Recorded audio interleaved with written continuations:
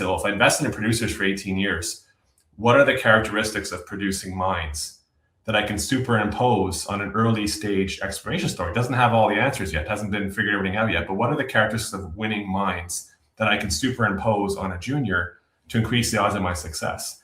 And the joke I used at the presentation we were both a part of was that my sister's a doctor. So the failure rate in junior mining, if you just take a dartboard and take 1,000 junior mining companies on the TSX-V, maybe 2, 3, 4, or 5 will actually go all the way to be a mine. Like 99% of them are never going to be a mine. That to me is a failure if I'm trying to invest to find mines. So my sister's a doctor. If she kills 8 out of 10 of her patients, she'll be out of business really, really fast.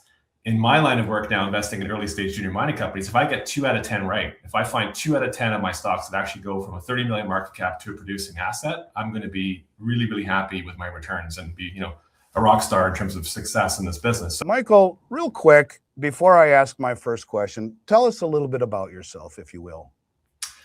Long story or short story, I discovered the stock market at 10 years old. So I was 10 years old. I was in grade 4 at elementary school, and my teacher did a project outside the classroom on the stock market. I thought it was the coolest thing in the world. So as a kid, I loved 2 things. I loved hockey and baseball and the stock market.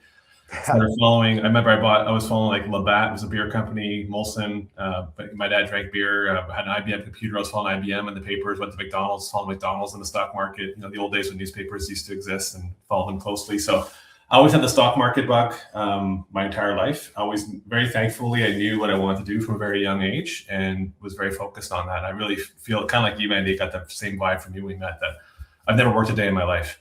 Just absolutely love what I do. If you paid me $1 a day to do it, I'd do it anyway. Just so passionate about what I do in the markets and creating value and researching companies and building businesses. So that's a bit of the short story. And I guess in my 20s, just had a profound encounter with God in my 20s, and that really, really shaped my thinking about how I've been blessed to be really good at what I do, been blessed to love what I do, and I try to do good with the wealth I create through my talents for investing in mining. So that's kind of how the cross section of today's interview is going to be about both topics, I think. Right on. That's very cool. It's a cool story because I've always believed, Michael, that in order to be really good at something, you have to love it.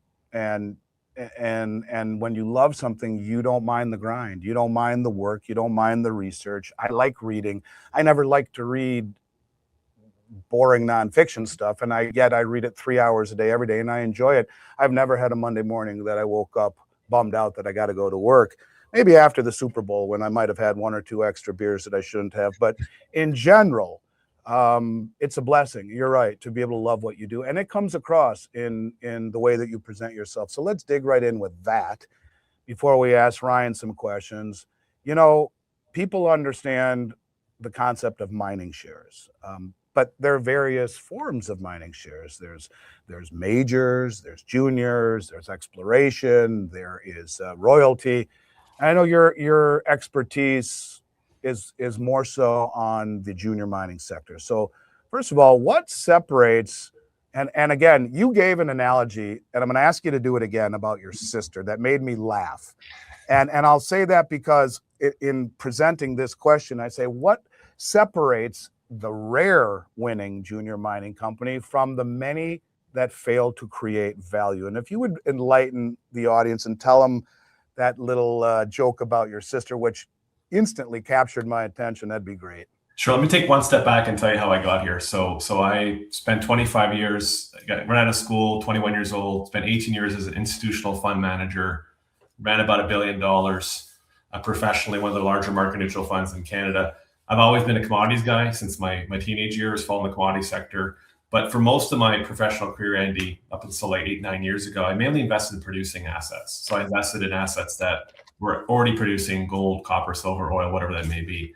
2018, I had 3 beautiful girls. I was blessed with 2 other twin daughters. So I had 5 girls under 8 years old staring me in the eyes. And I was forced to make a big life decision, basically walk away from the career that I loved forever since I was 10 years old. To be at home with the family. If I was going to fail at one thing, I didn't want to fail at being a good father and a good husband to my wife. And so I stepped away from a career that I loved because I was in the commodity space, started buying gold stocks aggressively in 2015 when gold was $1,100 an ounce and everybody hated it. Pet rock, it was a relic, it was no longer relevant. I was buying those stocks professionally for my institutional class customers at the time, but producing assets. In 2018, I was really bullish on gold, and I thought gold was going to keep going higher. It was like 1350 at the time. I was at home, walked away from my professional job, and said, okay, I think gold's going up a lot. How can I make the maximum leverage to this gold price call? You can buy physical gold, which you do really well, Andy, and you go appreciate with the gold price. You can buy producers and appreciate with the gold price. But the micro cap, early stage exploration kind of resource stories, if you believe gold's going to go up a lot, in theory, that's where you have the maximum leverage. And if you're right about your gold call, that's how you can make maximum profits. Start looking in the sector. I had not done that professionally. My old clients would not want to touch a $30 million venture exchange microcap mining stock. That's not what they were looking for. But I said, if I'm going to do this, I'm going to do this with the same professional lens that invested money for 18 years professionally, with a mindset of doing due diligence, doing things the right way. And so what I essentially did, Andy, said, well, if I invested in producers for 18 years, what are the characteristics of producing mines that I can superimpose on an early stage exploration story? It doesn't have all the answers yet, hasn't been figured everything out yet, but what are the characteristics of winning mines that I can superimpose on a junior to increase the odds of my success? And the joke I used at the presentation we were both a part of was that my sister's a doctor. So the failure rate in junior mining, if you just take a dartboard and take 1,000 junior mining companies on the TSX-V, maybe 2, 3, 4, or 5 will actually go all the way to be a mine. Like 99% of them are never going to be a mine. That to me is a failure if I'm trying to invest to find mines. So my sister's a doctor. If she kills 8 out of 10 of her patients, she'll be out of business really, really fast. In my line of work now, investing in early stage junior mining companies, if I get 2 out of 10 right, if I find 2 out of 10 of my stocks that actually go from a 30 million market cap to a producing asset, I'm going to be really, really happy with my returns and be, a rock star in terms of success in this business. So I'm not as smart as my sister. I picked a job where I can be wrong 8 times out of 10 and still be really good at what I do. But that's, tongue in cheek, sort of what I'm trying to do is raise the batting average by putting criteria around junior mining companies. Say if there's anything that can prevent it from becoming a mine, don't invest. You play tennis, don't hit the ball in the net, keep the ball in play so you don't make any unforced errors. It's the same thing in junior investing, but you have to be very rigorous and very disciplined, because most people in this space think it's gambling or going to the casino. They're speculating, they're chasing returns, they're trying to hit a home run, but they're not attacking it with a systematic view of, does this actually have a shot to go all the way? And that's the approach I've taken in junior mining, and been deploying that capital for the last kind of 8-9 years. Yeah, so the Mendoza line, which is a 200 batting average in baseball, is actually Hall of Fame in the junior mining sector. So what does separate the rare junior miner company that does become a producer from the many that ever fail to create value or even come close to producing? Yeah, I mean, there's a long list there. And I mentioned to people when I talk to them, like, all my criteria that I've identified to invest in successful juniors are all based on mistakes I've made in the past. I am a big believer on it. You become a good investor by making mistakes. And losing money in the market is not a bad thing as long as you learn from that mistake and don't repeat it again. So for me, it's a combination, Andy, of geology. That's huge. You got to have the right rocks. You got to have the endowment, geophysical endowment necessary to have a mine. You got to have the right people behind the operation. So the right scientists and geophysics and geologists and business people as well. We can dive into that. And then you got to have the right capital table and financing structure for the company, because these companies obviously do not generate cash flow for many, many years. So you got to finance it properly. Happy to dive into details on all 3 of those things, but you need the rocks. You need grade. Grade is your margin, right? So how profitable the mine will be once in production. Scale would be how much volume of rock or gold do you have? Do you have enough cash flow over long enough period of time to pay back the capital that you need? Infrastructure. Do you have roads? Do you have power? Do you have airports? Do you have towns? All that stuff is incredibly expensive to build if you don't have it. So I focus very much on that combination of what's the capital you got to put in to build the mine versus the cash flow you're going to get out. And those variables I talked about will have a major impact on that. On the softer side, you need the right management team. And I'm a big believer in management that has skin in the game. So if you're at a small company, you want to be involved in situations where management owns 10, 20, 30, 40%. When I get involved in a company, Andy, my minimum ownership stake is 5%. I'm trying to get to 20 or more. And so I'm up all night thinking about how to make these companies better. I'm not trying to protect shareholders from dilution, protect shareholders from bad actors that come into business and can hurt them over a long time. So direct ownership, skin in the game, is also extremely important for shareholders and making sure that they have a good outcome as well. Yeah, that makes a lot of sense to me. And what you just said, the last point, I mean, I think you're somewhat known for actively supporting management teams rather than investing passively, which is an interesting nuance. Yeah. Why is that approach so important to you? So again, my institutional career for 18 years, when I was investing in bigger companies, typically they have pretty responsible boards, professional management. They need less oversight. So for the first 18 years of my career, Andy, I would call myself a passive investor because I ran a diversified portfolio of relatively liquid stock market companies. If I got frustrated with management or didn't like the strategy, I could just sell the shares and move on. When I first started investing in junior mining, I was assuming I was going to adopt that passive approach. So I cut a few pretty big checks for my first couple of investments in the space. And I quickly realized if I stayed passive, I was likely to lose a lot of my money or all my money in these companies. And not because they were being poorly run on purpose, but oftentimes they were lacking that financial capital markets, business building nature of the business. Most junior mining companies, Andy, are run by geologists. They're really good at what they do, but they may or may not have the business acumen to build a successful business. And so one of the most disappointing outcomes for shareholders in junior mining is you actually find a mine or you find an asset that can be a producing gold asset or copper asset in the future, and shareholders don't make any money. And the reason why they don't make any money is because the management made poor business decisions along the way that diluted shareholders or raised money at the wrong times, that ran out of capital at the wrong times, which meant that shareholders would not have a good outcome. So I brought that, not being a geologist, not being a rocks guy, but being a business person that understands mining, bringing that focus on building a business that actually makes money for shareholders, not just a business that is a science project or a passion play to bring a mine into production. So that combination of business and geology is what differentiates it. And you can't have that if you're passive. And a lot of these companies, as I mentioned in my talk that you heard, have 2 or 3 full-time employees. So they're understaffed. They may be heavy in one level of expertise, but lacking others. And so I also try to bring new board members, new talent, like you would in any small business, bring in the right people around the table to allow the business to thrive. And a lot of times the companies don't have the human bandwidth or the financial bandwidth to make that happen. Interesting. So you're actually making recommendations to the staff, to the management, about building out infrastructure in terms of talent, in terms of staff.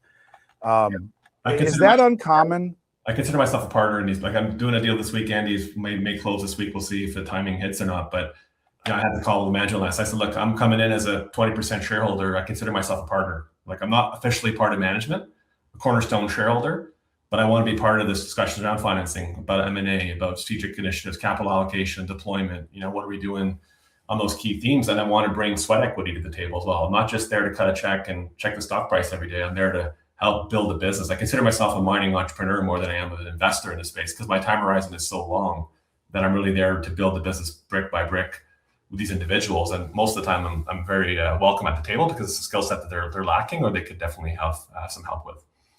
Yeah, that's interesting. And again, is that an uncommon thing in the industry where, someone who is investing to the degree that you are actually gets a seat at the table and they actually listen to you? Would you consider that to be rarefied air? Yeah, I think it's rare for a few reasons. One, most people are not willing to hold on for 5 to 10 years like I am. That people are very short term in life in general these days and all things. Second of all, most people are not willing to invest percentage ownerships that I have. So in Canada, if you own more than 10%, you're considered an insider. So when I own more than 10% of a company, if I sell one share of a company that I own, I got to file that. And so, I'm literally locked up. So it can literally become a private equity type investment. So most people don't want to get locked up and committed. And thirdly, most people don't want to deploy the time. This is a time consuming, sweat equity, roll up your sleeves type perspective. And that takes a lot of time. And so they're not willing to dedicate the resource. So I'd say it's very rare. You have a few people like, Eric Sprott, Rick Rule gets quite involved in the companies involved, but it's pretty rare. And the pool of capital for junior mining and even precious metals, as we know, Andy, is still pretty small, right? So there's not that many people that are focused in this arena right now. So yeah, it's rarefied air, a rare attribute, which is why I like to be fishing in ponds full of fish where there's no other fishermen, right? It gives you a lot of opportunity to create a lot of value and find some amazing opportunities. If there was 80 guys like me in the space, I think I'd be less valuable, quite honestly, because there's more capital and more expertise available. But there isn't right now. And so that's a white space I'm trying to fill with the passion I have for the business. And maybe that's why you're known as the Warren Buffett of the junior mining share sector. I mean, honestly, and I'm not saying this because you're on my show right now, Michael, I listen to you and it makes me want to invest with you. You ooze integrity and you ooze intellect and logic. And the part about spending the money, doing the research, being able to hang on and wait because you believe you're right. These are all very difficult things to do in life, period. I'm very intrigued. Let's shift to a bigger picture. When you zoom out and look at the macro environment right now, the debt, the dollar, the geopolitical shifts every day, maybe even this commodity super cycle conversation we talk about.